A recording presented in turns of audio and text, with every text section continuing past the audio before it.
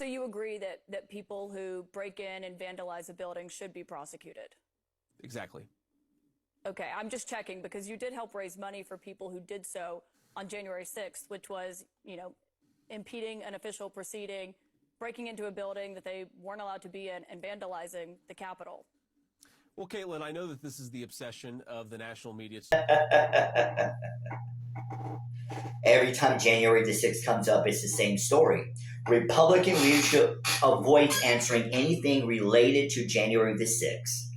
Just in case anyone missed it, January the 6th of 2020 is when individuals who had voted for Donald Trump did an insurrection against the United States government and stormed the Capitol in Washington, D.C. Many of them were found guilty, were imprisoned. Unfortunately, they were pardoned by Donald Trump. Meanwhile, police officers were killed. Law enforcement were beaten, and their families had to suffer through that. Representatives' lives were in danger. Outside, you had people painted blue and painted red and white, claiming to be patriots. Patriots, you don't insurrect against the government. Patriots don't beat the law enforcement. Patriots are not going in there into the Capitol trying to find representatives to harm them, or because they had Gallo outside to hang them. No. You're not a patriot. You're a weak-minded individual or weak-minded individuals. And that's the end of that part. The second thing is, and by the way, Vance, let me ask you this.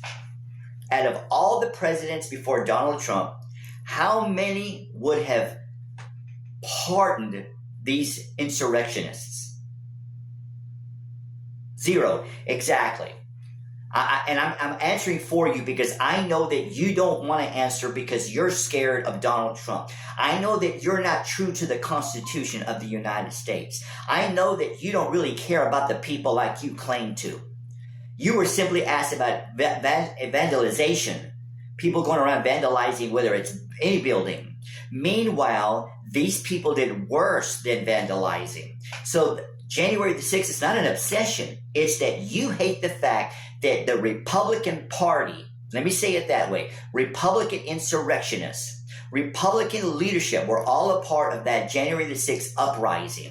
And the United States history will always record it. World history will always record it. Your party is guilty of insurrection, of rising up against the United States government. You're not patriots.